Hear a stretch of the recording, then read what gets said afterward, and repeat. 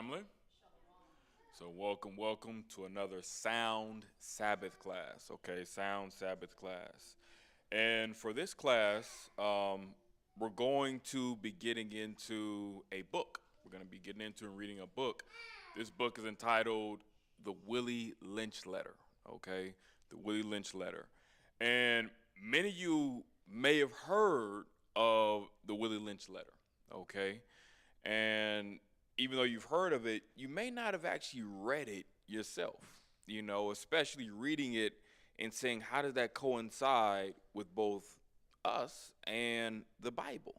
And very much so, it does coincide. And so it's my job as a teacher and leader to be able to pull that information and to be able to reveal the continuity and the comparisons and just how the Bible prophesied that these things would happen and be upon us and still affect us, and just to what extent. Okay, so I definitely encourage you to have patience with this. Some may not necessarily want to venture into things of that nature. Understandable, but it's learning these things that you learn, as they say, learning about history. Otherwise, you could be doomed to repeat it, right? Learning about especially your history and things that may affect you. So I'm going to be bringing those things out, this day. And for anyone who may be interested in the book, purchasing it, we don't personally sell it. However, if you go to Amazon, you'll be able to find the book, and I'm sure you can find it online, and they have it for as cheap as $6.50, $6.95, things of that nature. And I would always encourage you to officially make those purchases after the 7-day Sabbath. Okay, so now let's begin to get into it. So the Willie Lynch letter and the making of a slave, and that's key too, the making of a slave. So we're going to see how we're made into slaves and how those things affect us, but according to Willie Lynch. Now, some people may argue, you may even hear and find some people may argue that there was no person that existed under the name Willie Lynch that wrote this letter. Some may argue that. However, I'm not necessarily going to try to substantiate that today, and that's really the lesser thing, because whether or not it's a fictitious name or not, it's one of those things to where it doesn't take away from the contents of the letter and those things being true and affecting us even to this day. So we still want to deal with it. So it doesn't take away from the truth and validity of these statements contained within the book. So the Willie Lynch letter. The first Africans in America arrived through Jamestown, Virginia in 1619 as indentured labor or servants. Let's get Genesis 15:12 through 14. That's actually something we want to keep in mind. That's an important date to remember, because it was prophesied back in Genesis that we would go into captivity, as we currently are, and how long we would be generally under that oppression to the Most High will start to turn our conditions. Let's get the book of Genesis, chapter 15, verse 12 through 14. Let's get the book of Genesis, chapter 15, and let's read verse 12 to 14. Genesis chapter 15 and verse 12, and it reads, "And when the sun was going down, a deep sleep fell upon Abram." So before the man who we know as Abraham was named Abraham, so father of a multitude or chief of a multitude, his name was Abram. Excuse me. And when the sun was going down, like it's setting, sun was setting, a deep sleep fell upon Abram. So this is something to where, and it could have been a situation, he could have been getting ready to go for bed, or was just really tired from that day, because, it's evening time now, that he fell, but not into sleep, a deep sleep. So now he's in a state where he's dreaming, okay? I believe now they will refer to this as REM sleep, random access memory sleep, or, I believe. So now, it's a deep sleep fell upon Abram, and lo, an horror of great darkness fell upon him. So during this time, he would have what we would refer to as a nightmare. He's having a nightmare, a dream, but a nightmare. So horror, great darkness, what he's seeing. Verse 13, and he said, so the Most High God is showing him this, but it's for a reason. And he said unto Abram, know of a surety, meaning what? Know for a fact. Know without a shadow of a doubt, what? That thy seed, your seed meaning your children, your progeny, what? Shall be a stranger in a land that is not theirs. So that's the thing. They will be a stranger in a land that is not theirs. So when you're looking at the land that most of us are in, most of us are in the America, especially North America, and with that, we're not only strangers because this is not our original homeland or the land that the Most High God gave to us, but also strangers in terms of we're the outcasts. We're the ones who are at the bottom, the oppressed, the ones who are not, the rulers of this society. So, and we're in a place where a lot of the customs here are foreign to what it is that the Most High God outlined for us to follow. So we're strangers, stranger land that is not theirs, and shall serve them. And that's what we're doing. We're serving them, building up their businesses, their companies, their kingdom, and not building for our own. Okay? Let's read on. And it says, and shall serve them, and they shall afflict them 400 years. Okay? 400 years we will be heavily afflicted.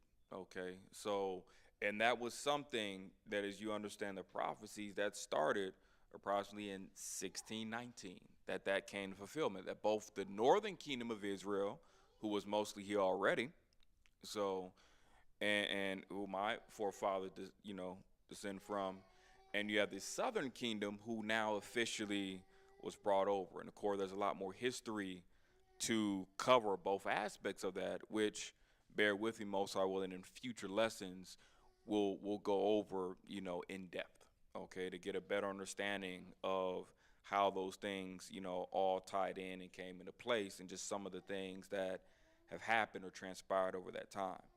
So in verse 14, and also that nation, meaning those people, that nation, and that nation where they call themselves French, Dutch, Portuguese, European, that's all one nation, but what the Most High would identify as one nation, but separated into different tribes.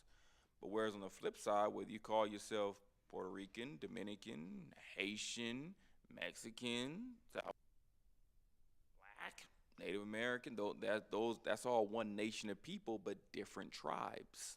Okay, when you understand the history and the scriptures and how the Most High God outlined things.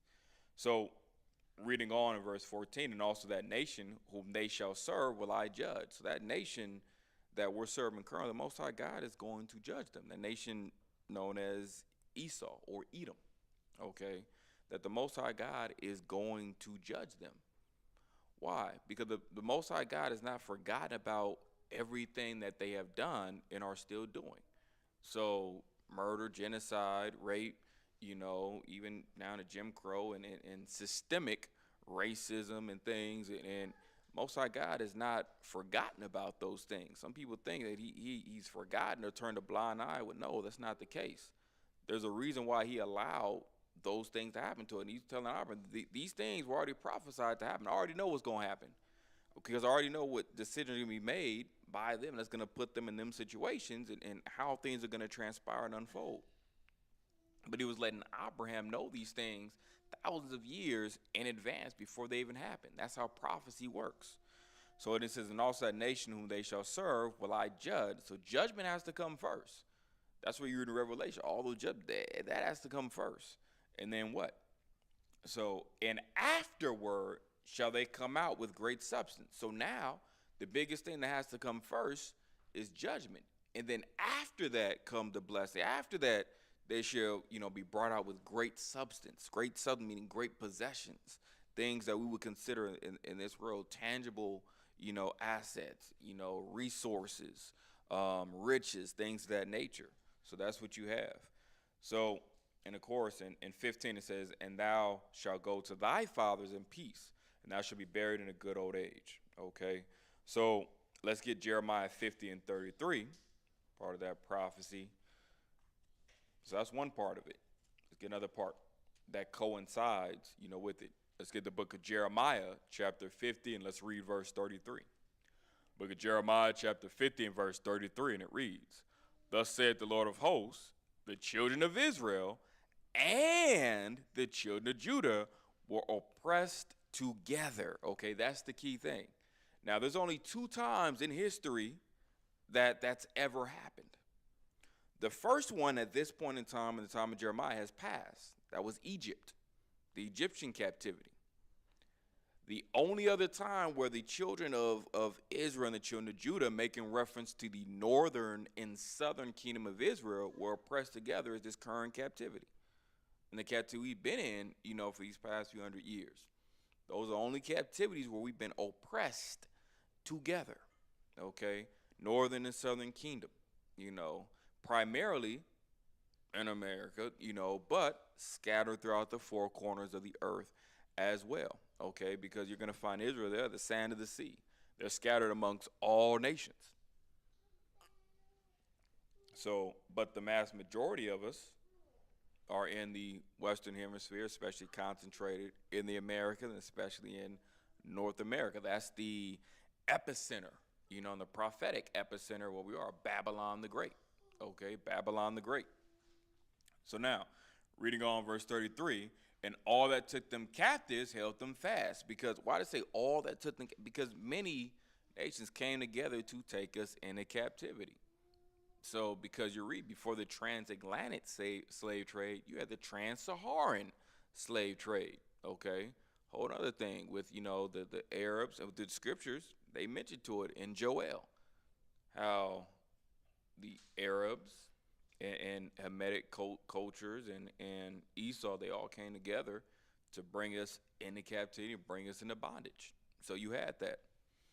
So now, and it says, "And all to the captives held them fast." They refused to let them go. Why? Because even though you might hear references that go back to Africa or go back to Mexico, wherever you came from, there's a deep-rooted understanding that if that were to happen, the economy of America would fall. Because America, if anything, is set up as what? A corporation, a business. Well, as a president, vice president, secretary, just like a business, a corporation. And it's built, if anyone understands, just even on a fundamental level, and the scriptures will tell you, the way the rich are able to stay rich is because they have the poor. Well, the majority of the poor are you.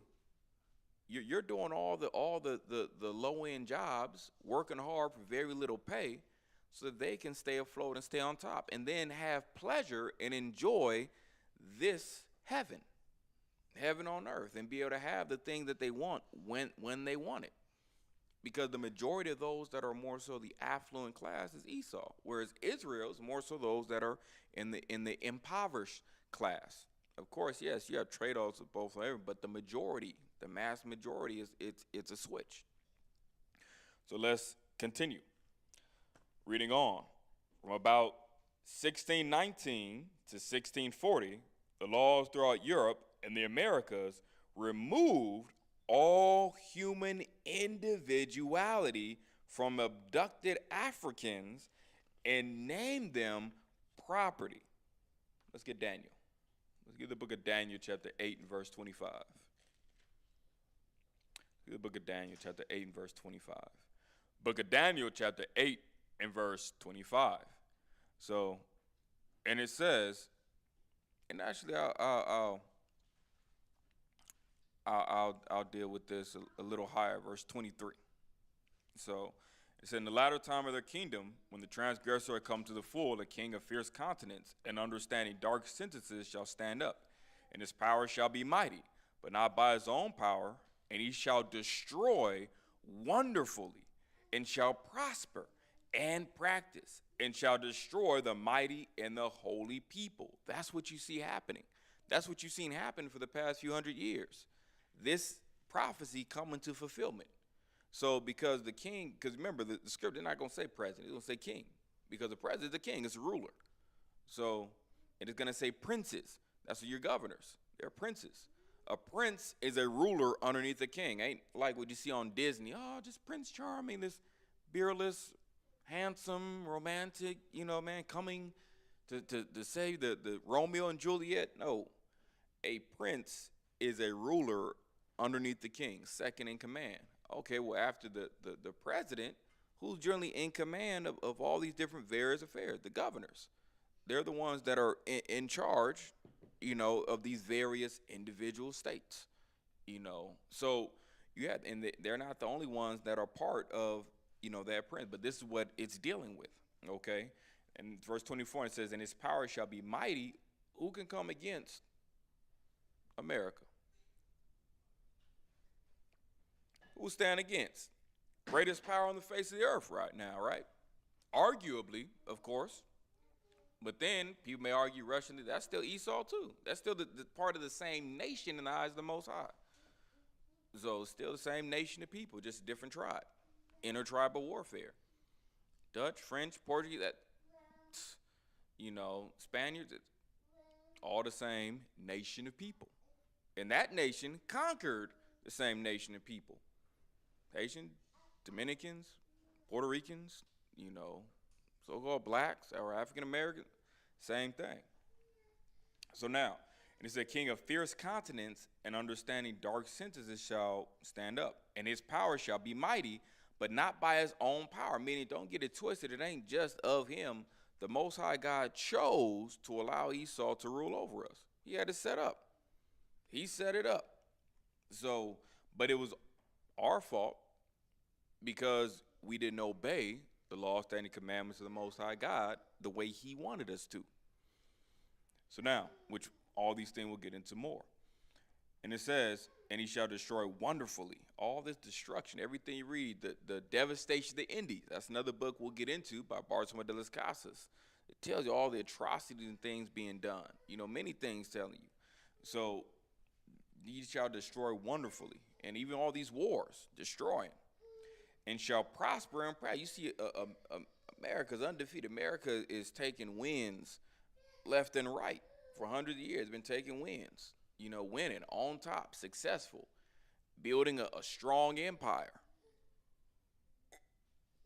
Made itself a first world country. So, "And shall destroy the mighty and the holy people." So now you got to think, destroy the mighty. When you look at Israelites, we look at so-called blacks, Latino, Native Americans scattered throughout the four corners of the earth, we're a mighty people. But yeah, you look at how we were destroyed so easily. Because the hand of the Most High God, the Creator God, was against us. That's how. And if God is against you, you will not prosper. He made it intentional that we would be at the bottom. We would be able to be defeated because we went against him.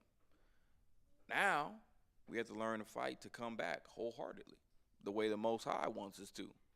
So there's a reason why, we may, have a desire and zeal to worship God, but it ain't the way the Most High God wants us to go about it. We got to learn his way, not the way we feel comfortable.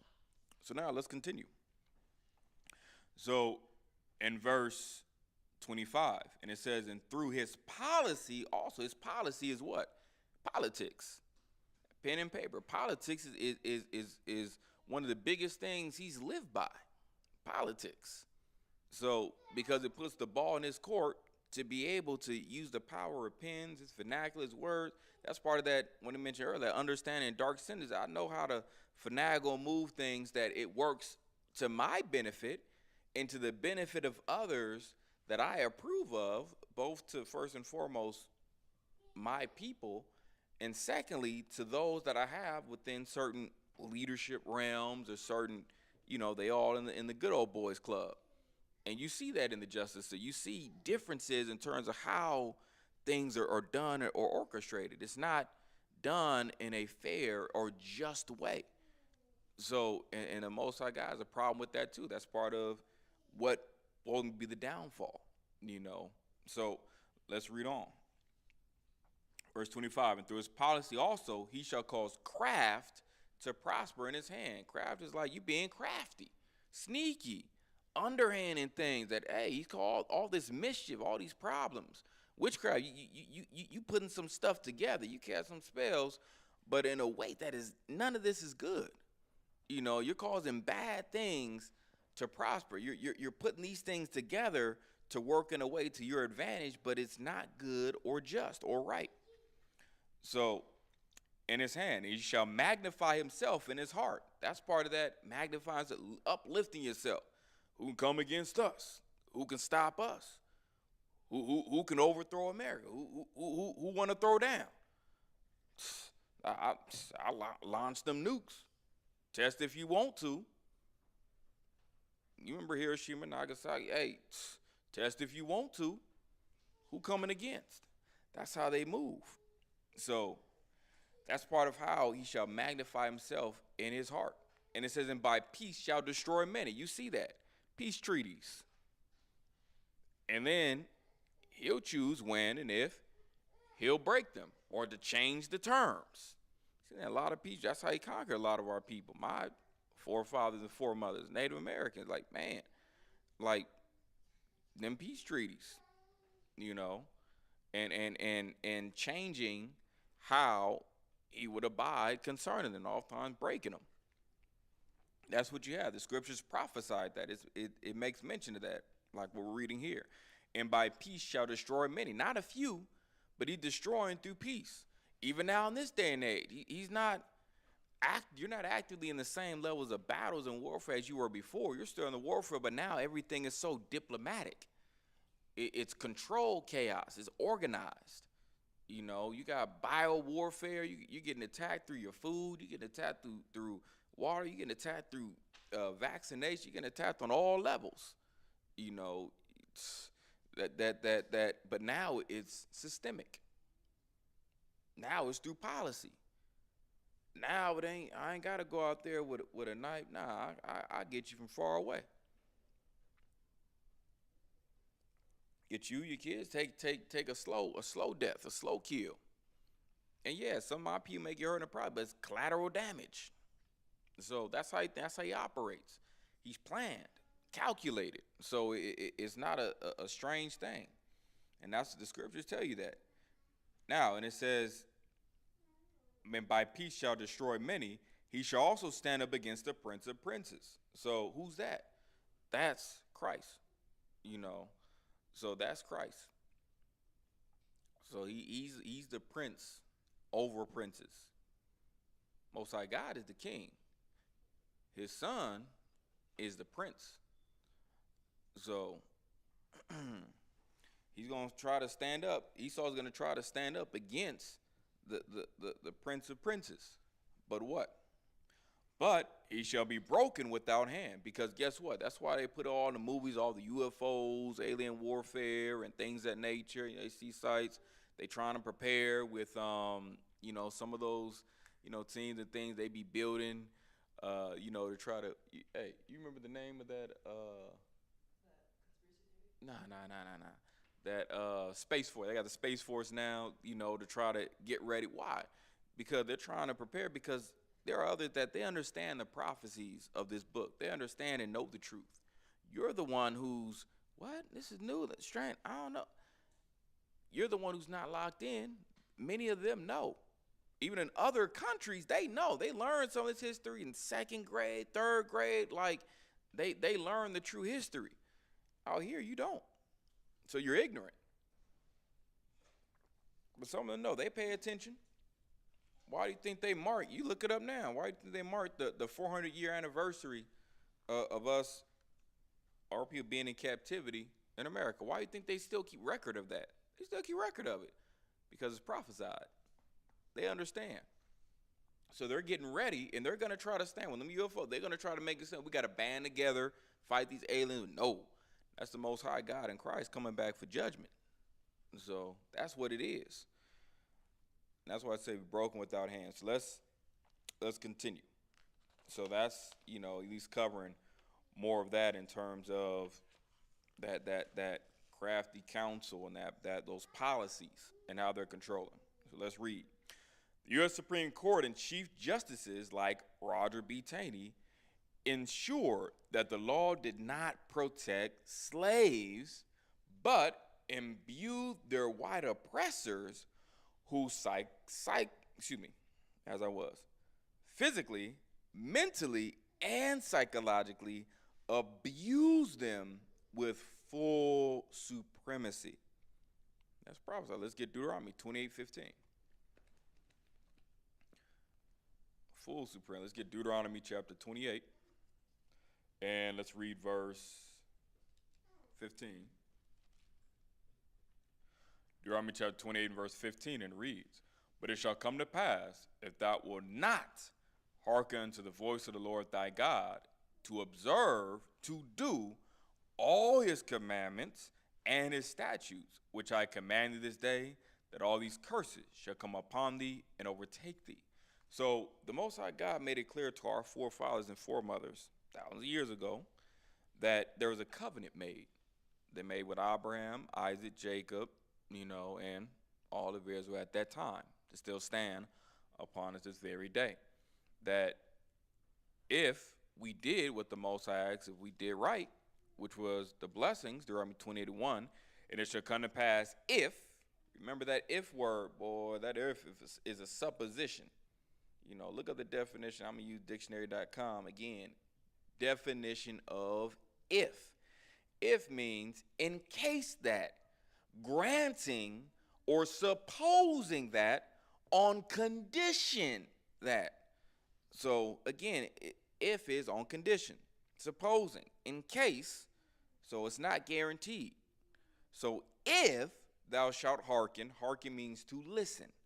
If thou shalt listen diligently, carefully, unto the voice of the Lord thy God, to observe and to do. See, a lot of people like to observe. I go.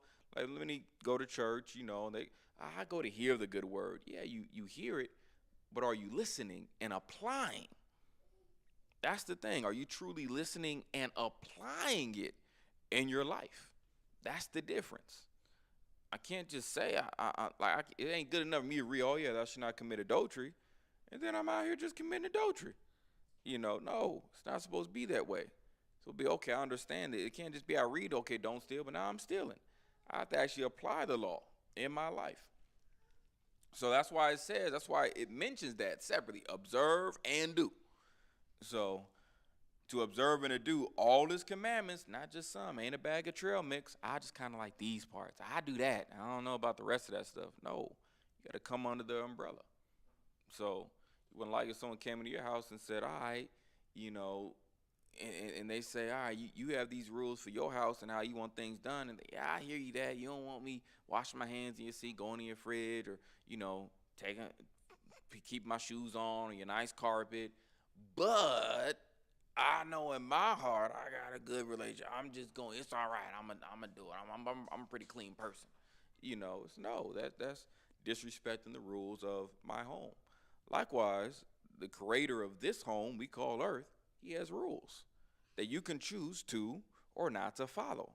If you follow them, you do well, receive blessings. If you don't, you're not going to do well and you receive cursings, which many of which are people, they receive nevertheless, even if they're ignorant to receiving it. Because you're reading that these things, it's a product of the curses we're faced with. So, even just, all right, one thing, like God said, don't commit adultery, right? But yet and still, you don't want to listen. You want to commit adultery. You want to fornicate. You just want to sleep around, Now here it goes. Now you get STDs or STIs. Guess what? That's the reason. That's judgment. Those things are God's judgments. So, or now you have situations where people, unfortunately, you have people, they get stabbed, murdered, things of that nature. Those things become judgment as a result for those things. That, hey, if you would have stuck to the Most High's laws, those things could have been prevented, But the Most High teaches laws to keep us safe. So, especially even from ourselves. So now, it said, do all his commandments which I command this day, the Lord thy God will set thee on high above all nations of the earth. So originally, the Most High had it to where if we were to abide by his laws, we'd be on top. Now, what happened if we didn't? Because guess what you think we chose? You know, our people, what do you think we chose? Not to obey. So not to stick to the script.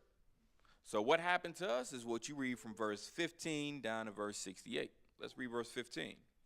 But it shall come to pass, if thou wilt not hearken, if you will not listen unto the voice of the Lord thy God, to observe, to look for these things, look at it, but also to do what? To do, meaning to apply all his commandments, not just some, not just, I kind of like this one, but no, as a whole, okay? Not parts, but as a whole.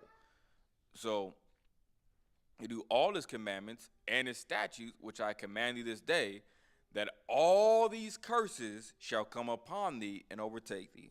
All these curses. So, what is a curse? What is a curse? Little definition. Curse. The expression of which that misfortune, evil, doom befall a person or group. So, a formula or charm intended to cause such misfortune to another. So the act of reciting such a formula, a profane oath, an evil that has been invoked upon one. The cause of evil, misfortune, or trouble.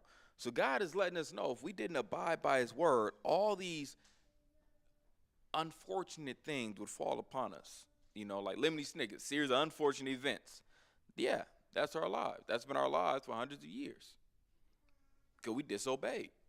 And Most High God wasn't playing. He wasn't playing. Because when you truly understand that, dang, all these curses, you mean slavery, all the rape, all that was a product of a punishment by God? Yes. Why not learn about that? Because you're taught religion, you're not taught the Bible. Dang, why would God do that? You got to understand he's serious. He ain't playing. Heaven ain't free. Everybody ain't just getting in. It ain't like, okay, everybody just getting into heaven. No. Got to read, there's a hell, there's a lake of fire. You think only a few people getting in there? You think what? You think just the murderers and rapists going there? No. A lot more than that. You know, if not doing what the Most High says, that ain't the only people. Because understanding the thing that the Most High God does not like and the thing that he does and does not want you to do. So, and it's up to him to decide each person, case by case, that no, this person is acceptable. They did enough in my eyes to be acceptable. These people did not do enough in my eyes to be accepted. So that's a big thing. So now, reading on, and it says, the U.S. Supreme Court and Chief Judge like Walter B. Taney assured that the law did not protect slaves, but imbued their white oppressors who physically, mentally, and psychologically abused them with full supremacy. This is how we made ourselves subject to that type of abuse, through not following the Most High's laws. Jump down and stay in the book of Deuteronomy, stay in chapter 28. Let's read verse 33 through 34. Verse 33, it says, the fruit of thy land and all thy labors shall a nation which thou knowest not eat up. And thou shalt be only oppressed and crushed always. Still seeing that. Everything we build, we work hard, but have little to show for it. Think about it, working hard generationally, 100 years, and have little to show for it. That's a curse. That is a curse. That's a sign of a curse. That's a cursed condition. How you putting in work, long hours, building, laboring, but yet have nothing to show for it, or very little. Compared to those who have not been putting in the work, but yet they're reaping all the benefits and all the blessings. That's a curse. Part of our cursed condition. That's part of the signs for the Most High to show that, hey, you on, there's a reason why you on that side. You know, there's a reason. So, and you say even to this very day, it's the same situation. Building up other people's business, incorporating that they're reaping majority of the profit, while you're getting just the crumbs. So, and you still spending most of your day, dang near every day, most of the week, in their system, having little time to yourself. Let's not admit it. If you got a job working overtime, you got to put in extra hours, or just jobs where, hey, it ain't regulated just that 9 to 5. All the more time you putting in. Then you think, well, what if I work for myself? Guess who you pay your taxes to? So you gotta pay them taxes on everything, that car, that house, that income. You gotta pay all them taxes. So you ain't that free. But it's still a sign that what? You're in captivity. So in captivity, whose face is on that dollar bill and them coins? One of your people's? No. It's who the Most High says, your oppressor. So let's continue. It says, no Negro, whether slave or free, could ever be considered a citizen of the United States, the Honorable Judge wrote. In 1640, Maryland became the first colony to institutionalize slavery in America. And in 1641, Massachusetts, in its written legislation titled Body of Liberties, stated that bondage was legal servitude. At that moment, changing the status of the African hostages to automatic chattel slaves that could be bought and sold at the discretion of their white owners. So that's what you had. You had the same thing that was happening in Egypt. Let's get Exodus chapter 1, verse 10 through 14. Exodus chapter 1, verse 10. So remember, this is the history. Learn it from history. Learn where you came from. Exodus 1 and 10. It says, let me start with verse 8. Let me start with verse 8. Do some real justice. 8. Now there rose up a new king over Egypt, which knew not Joseph. So there you have that. A new king, new leader. Their king they call Pharaoh in Egypt. There's a new Pharaoh and did not know Joseph. Did not know his works. Did not care about his works. Whatever he may have contributed to Egypt. This is the new regime I'm bringing in. 9. And he said unto his people, now notice that there's always a distinction. Certain messages, even to this day, certain president, hey, this is what I'm trying to say to my people in a wise way. My people gonna understand, they get it. So, and he said unto his people, behold, the people of the children of Israel are more and mightier than we. So understanding that, hey, they growing. The numbers getting a little out of control. We got to control it. So even then, think about it. There's understanding. You got to control them numbers. We can't have more of them and less of us, especially without some checks and balances. Guess what we need? We need some Planned Parenthood. Get rid of them. Have them get rid of themselves. Tell them, it's good for them. Get some eugenics going on. Margaret Sanger, get some of that going on. So let's deal with the food. Deal with vaccination. Let's try to make it to where we can call off some of the undesirables. So verse 10, it says, come on, let us deal wisely with them. These are conversation things that they're having, things that they've had with it. Let us deal wisely with them. We have to orchestrate how. We can't just go out there any kind of way. No. We got to make sure. That's the same way they think now. They don't think they're not finna just wage an all-out war and say, no. We got to have them secret wars. We got to have them wars that you don't even know you in war. You think you in peace. I can smile and wave and still be destroying you. Give a smile. Hit one another dose of that. Yeah, put some in the water. Put some in food. Yeah. So it's all planned chaos.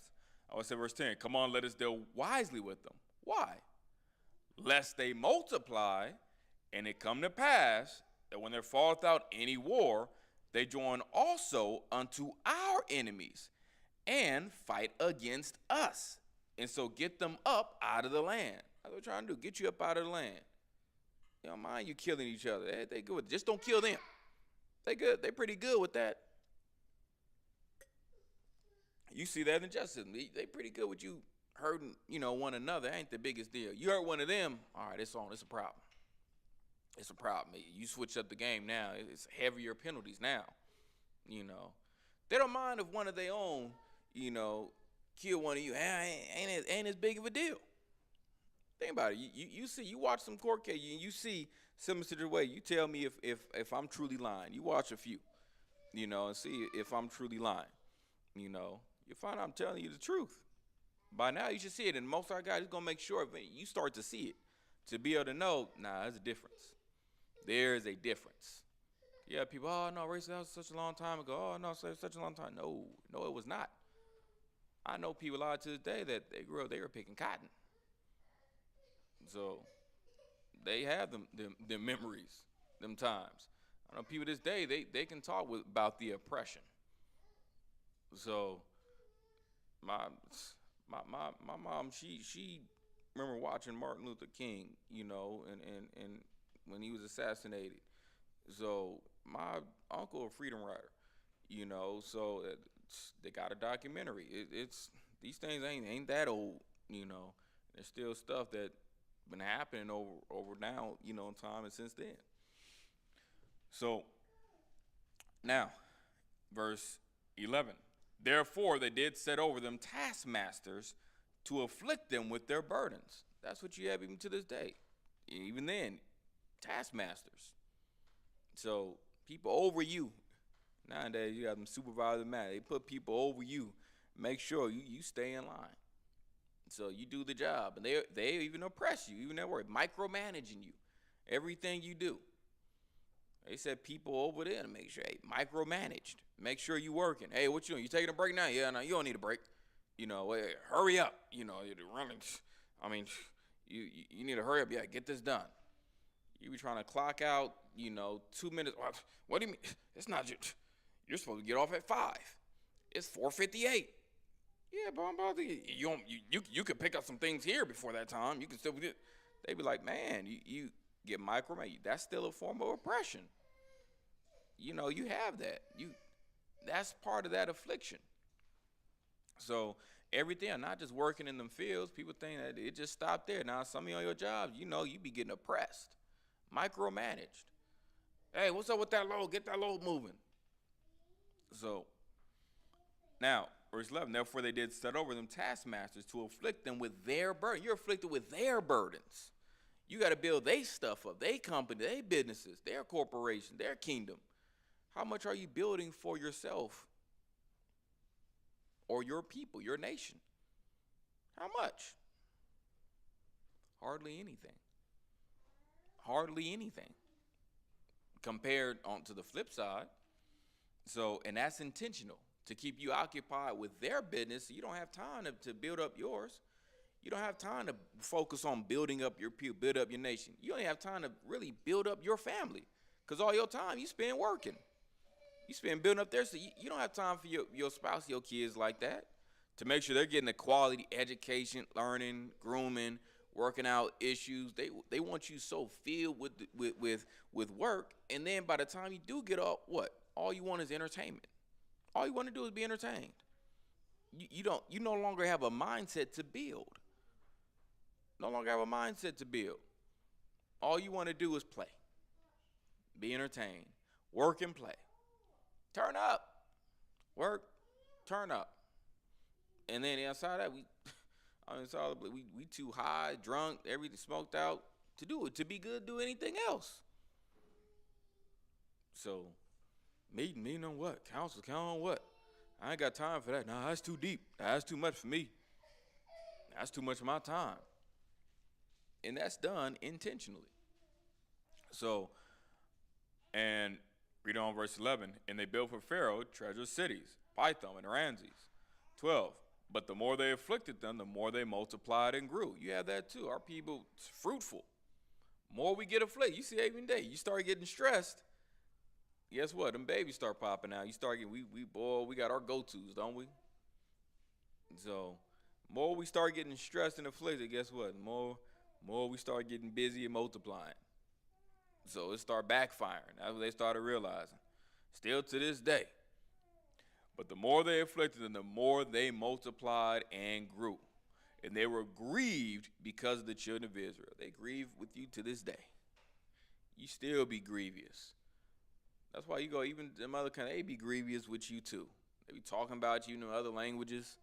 You be having some people here and there that speak the language down there. Yeah, I know they talking about you. See, they admire certain things about you. They admire some of your skills and abilities and things, but they really don't like you like that. They'll use you, They'll envy certain things, maybe your form, figure, strength, some of your, assets and things. But, it's like, nah, they don't like you like that, Kind of, you kind of cool. They use you, be a little giddy with you. But They ain't feeling you like that. So you grieve them. So now let's get Zechariah 11 and 5. Let's get Zechariah. The book of Zechariah, I'll pray. Open right to it. Thank you, Yahweh. All right, Zechariah chapter 11 and verse 5. And it reads, whose possessors slay them and hold themselves not guilty. You still see that. Both from, time we were in chattel slavery, but then even we're just getting gunned down by law enforcement. You still see the same thing. Whose possessors slay them and hold themselves not guilty. You see all the time in your justice system. You know some crimes and things have been done wrong, committed wrongly, even when there's video evidence, and still not guilty. Not guilty. So, still not really being, sentenced and convicted to these things, really serving the time that they justly should serve for the crime that's been committed. But let it be reversed, they throwing you under the jail. You know it. That's a curse. That's prophetic. That's what you did. That's the lineup here. So, like I said, whose possessors slay them and hold themselves not guilty. And they that sell them say, blessed be the Lord, for I am rich. Don't everybody do that? Thank God. But it ain't always the creator God who's blessed you, but he used Satan to bless a lot of people. So, and it ain't blessed in a good way, because remember, this world is temporary. A lot of people, you get the success of this world, but what good is it, like the scriptures say, what good if you gain the world but lose your soul? If you could literally be the owner of the earth, what good would it be if at the end of the day it's only temporary, and your judgment eternally is going to be damnation? Would it truly have been worth it? No. Because you got to think, what's 5, 10, 15, 20 years compared to eternity? Just ongoing. Just keep rolling out. Just that time don't stop. Man, it don't matter. You tell me 1,000 years compared to eternity? No, can't take it. So you mean you wouldn't want to be the ruler of the earth for 1,000 years? Not when compared to eternity. So I'd rather be the ruler of a state. Shoot, the ruler of this house for eternity compared to the ruler of the earth for 100 or 1,000 years, because that time is going to be up. That time's going to be up. But a time that will never expire? I have this forever? Give me the good, even if it's just a little. Give me that little good forever. Then I get a gang of good for a short period of time compared to forever. But again, everyone reason different, right? So everyone reason different. Then be like them tough conversations when people be like, would you rather get $1 million now or $100,000 a year for life? People give me the $1 million now. Shoot, give me the $100,000 for life. Every year for life. Every year I get $100,000 in a year, every year. Just give me that for life. So don't give me $1 million a day. So he be reasoning differently. So let's continue. The Willie Lynch letter. In the thick of it, the heart of it. Gentlemen, should I get into character? I read a little bit in character.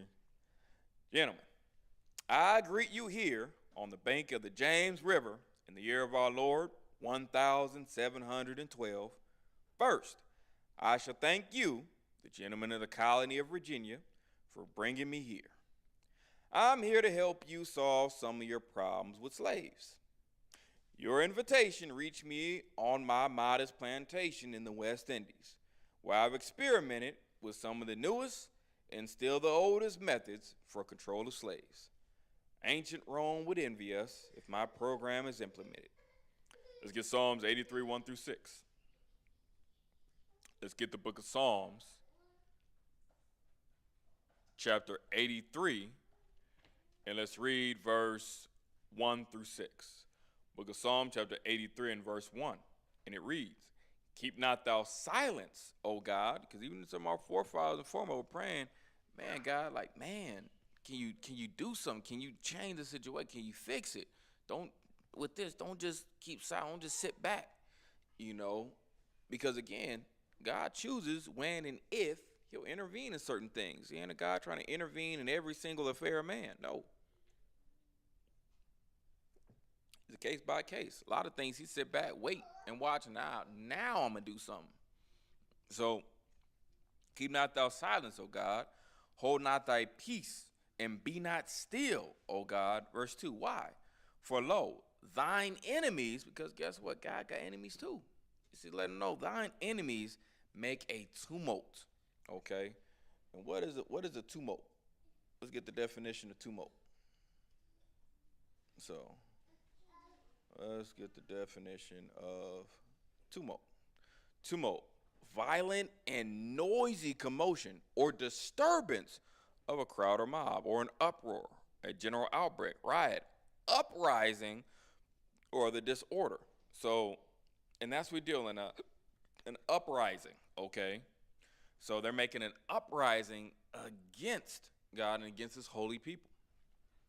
Well, the enemies make a tumult, make an uprising, and they that hate thee have lifted up the head. So that lifting up a head, that's more of like that pompous, that arrogance, that pride.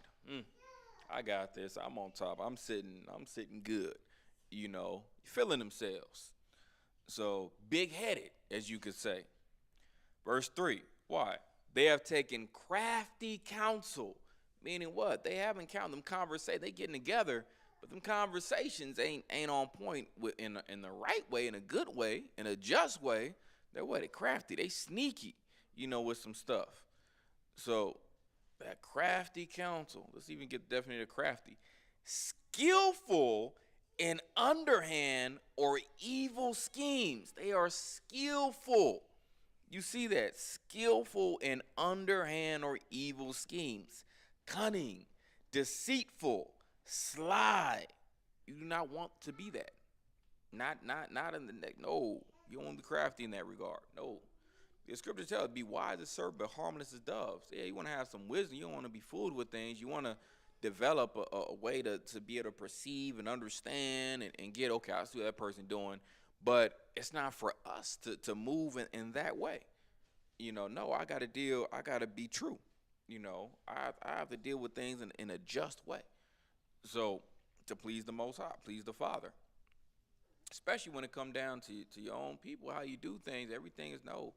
I have to make sure I'm doing things in a good way, you know, so that way it'll carry me forward further, whether it's on my job or my relationship. My job, if I'm doing everything in a good and just way, guess what?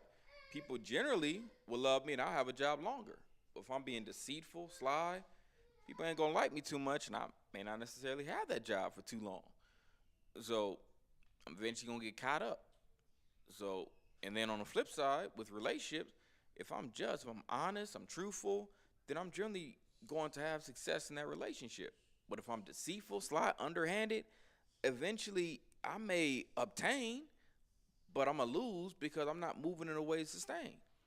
So, but where I'm truthful, honest, I'm going to be able to sustain those relationships, you know, because I was moving in the right way, in a good way. So, generally speaking. So, let's continue on. Verse 3. They have taken crafty counsel against thy people and consulted against thy hidden ones. Well, why are we hidden? You know, because in this day and age, we're hidden in various ways. The biggest one is there's a loss of identity in terms of who we are and why it matters. There's two sides to that. Who we are, why it matters. So growing up with confusion of faces, confusion of identity, mixed identity. You know, we believe we this, we that, different religions and falling in. So you have that. So and then hidden too, because oftentimes we're on the back end. So we're not on Front Street all the time. We're the ones in the back. So putting in the work. We're the ones, you know, downstairs in the basement putting in the work, in the cellars, in the workhouses. We ain't the ones on top, out front, the voices that at the top. So those are other reasons. So, verse 4, they have said, come and let us cut them off from being a nation. So, how do you cut someone off from being a nation? Change their names, change their language. Names, language, that leads back to culture and identity. If I mention a certain name, you're gonna think of a certain people. So if my name is Swan Lee, you probably think, oh, Swan Lee, that's probably, you know, Asiatic of some sort, Chinese, Japanese, you know. If my name is um William Stroganoff, you probably think, hey, what is he, Russian? Or is it, like, name probably it gives a big part, just your name, off your name. That's why everything was to eliminate the name, give you a new name. So you lose your identity. So and then, not only with the name, like I said, the language, those things are powerful with having a nation and being cut off from being a people. The next thing is take away your land. That's the next thing. Nation, you got to have land. Where? So it's what land mass do these people, have, and then is it under their authority? Because the other thing, I got to have power over my land. Ain't nothing if I ain't got no power over it. So someone else can just choose to come in and do what they want with it, take it over. No power. That's part of why the other thing that makes a nation is what? Having a military, having a defense. So people can't just come in and take what they want. They can't just bully you. Nations have militaries. So, again, they have militaries. Because guess what? They come in, we fighting against them. We ain't going to let you just come in and bully us. All these things fighting to strip away from us, strip away our power. So that now, when you look at the state of a lot of our people, whether so-called blacks, Native American, a lot of it is we're defeated. We're stripped of being a nation. Stripped of it. Lost power. So much so to where it's like, what are our true names, our true languages, true land masses, true military might? None of those things we have. But that was all because what? They've taken crafty counsel against thy people, consulted against thy hidden ones, and they have said, come and let us cut them off from being a nation. That what? That the name of Israel may be no more in remembrance. So you try to tell people, hey, according to the scriptures, and according to Most High God, you're an Israelite, and that these people are generally considered Israelites. So never heard of it, foreign, or no, I'm a Gentile. Okay, we've been Gentile, that's one of another nation, but which nation are you? Are you a Girgashite, an Amalekite, an Ammonite, a Moabite, an Ishmaelite, an Edomite? You can't even identify what Gentile nation you are according to Scripture. It is a blanket statement. Oh, I'm a Gentile. But which? Which Gentile? So that's the other thing. But understanding through the Scripture and histories, no, you're an Israelite. So, and you need to understand the history to substantiate that, in addition to all the reasons as to why that matters. So, and not be easily dismissive of it. So now, verse 5, and it's, and of course, that's why I said, like, there may be no more in remembrance. And that's what has successfully been done. No longer in remembrance. People have no identification with themselves in this book and who they are and why it matters. So that's been done. Verse 5, for they have consulted together with one consent. They have come together one consent. They are confederate against thee. Confederate, meaning they all coming together, even if they have disagreements. What is it saying? The enemy of my enemy is what? My friend. The enemy of my enemy is my friend. Because, we find we have a common enemy. Why don't we come together to take out that? Yeah, we have problems, but not as severe as the problem we have with this person, so we can come together and take out this person first. Then we deal with other stuff later. We'll work that out. That's part of the plan. Verse 6, and these are nations, the tabernacles of Edom. So who is Edom this day? That's generally what you would identify as your Caucasians. So and of the Ishmaelites. Who are your Ishmaelites today? That's generally your so-called Arabs. So who you're dealing with. So of Moab and the Hagarenes, Gabal and Ammon and Amalek and the Philistines with the inhabitants of Tyre. So Moab and Ammon, that's generally your more so Asiatics, like your what we look at like your Chinese, Japanese, more so those Asiatics. So and Amalek, that's also even those who call themselves Jews, call themselves Israelites to this day and age. So and the Philistines, Tyre, Hagarene, those are more so your Hamitic, nations. So it's letting you know that these are the nations that generally came together to oppress us and remove us, from it. There's a there's an understanding there. So, and that's how you have it like with some nations now, Russia, they threaten to let it be known in some ways in terms of who we are. 'Cause other nations, they know. You'll find things here and there with other nations admitting that they know who we are and why it matters. Some of them do know. There's plenty of videos you can find, and hey, if not, some I'll bring up for you. Of course, later time or in season. Well, they do understand that yes, these things I'm speaking are true. This is your identity. You just don't know. You weren't brought up knowing that. So let's continue. So as our boat sailed south on the James River, named for our illustrious king, whose version of the Bible we cherish, I saw enough to know that your problem is not unique. While Rome used cords of wood as crosses for standing human bodies along its old highway in great numbers, you here are using the tree and the rope on occasion. Let's get Deuteronomy 21, 22 to 22. 22 to 23. So, this will be the last page we'll cover. Deuteronomy chapter 21, verse 22 to 23. I'll thank you right on it. And it reads, and if a man have committed a sin worthy of death, because remember, all sin is bad, but not all sin is created equal. So some sins, that's why you read in the Old Testament, some sins it was, hey, we can kill an animal, that animal die instead of you. Other sins, oh, you had to go. That's too heavy of an offense.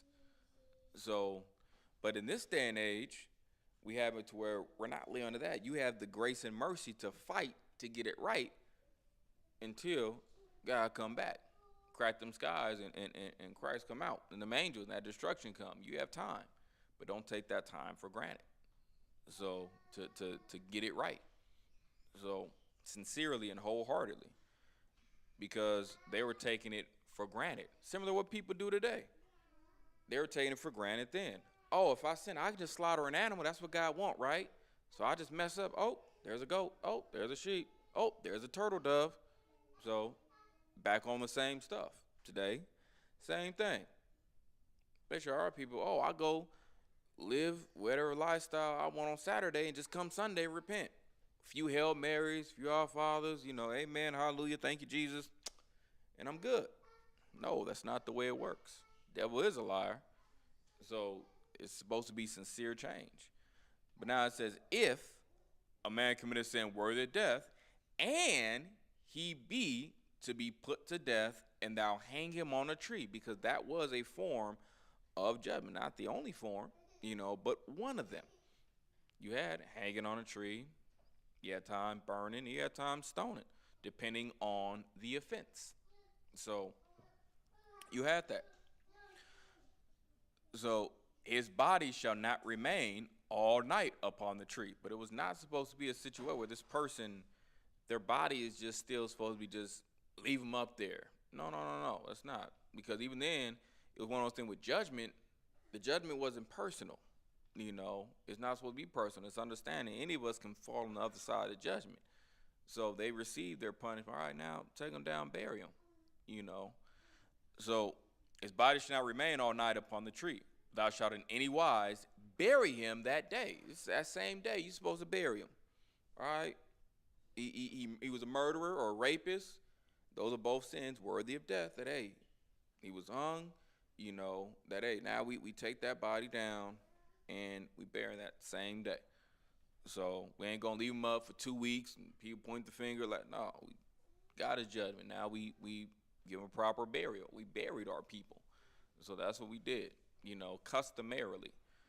So it says, reading on, for he that is hanged is accursed of God, that the land be not defiled, which Lord thy God giveth thee for an inheritance. So understanding that hanging is a form of curse, because it's a form of judgment, but not to be left out there all the time. Nah, you don't want that. But that's what you see in this captivity that was done to us.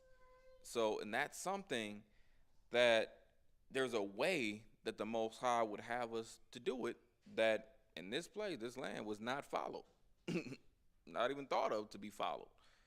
So, because first understanding, was the judgment worthy for the crime committed or the sin committed? And oftentimes this captivity, it wasn't. It wasn't. It was something done to instill unjust fear. So, because Most High judgment to instill fear, because when the judgment is harsh, guess what? It causes other people, dang, I don't want to get that. I saw what happened to, Bill and Bob, and nah, I'm good. It ain't worth it. I ain't gonna do that. Guess what? Crime rate dropped significantly, drastically. So they started now, boy, if you steal, that you getting your hand cut off, guess what? Be a lot less theft. Because people know you get caught stealing, guess what? You're going to lose that hand. Oh, they ain't going to do it too, on the spot. They're going to patch you up and everything afterwards because, yeah, you already got the judgment. Yeah, we're going to clean you up, make it all good, nice and clean. But you're going to lose that hand. Guess what? A lot more people will be a lot safer. Now, that's not necessarily something in the scripture in that regard, but I'm just putting that out there for an example. In some places they do that. It's extreme, but something most of that was the point. It was extreme, so that way it kept people from doing it. All you had to do was enforce it, and you'd have peace. You'd have a better government because you'd have a lot less offenders. So people gonna think twice. So, and let's go back to reading page 6, at least in this book. I caught the whiff of a dead slave hanging from a tree a couple of miles back. You are not only losing valuable stock by hangings, you are having uprisings. Slaves are running away. Your crops are sometimes left in the fields too long for maximum profit. You suffer occasional fires. Your animals are killed. Gentlemen, you know what your problems are. I do not need to elaborate. I'm not here to enumerate your problems. I'm here to introduce you to a method of solving them.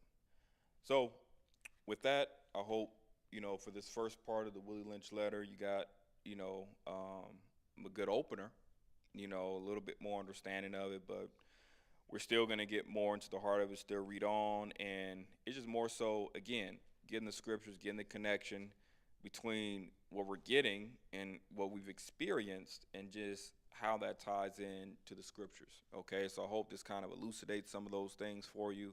Hope you'll continue with this series as we continue, going over the Willie Lynch letter. And with that, I say shalom.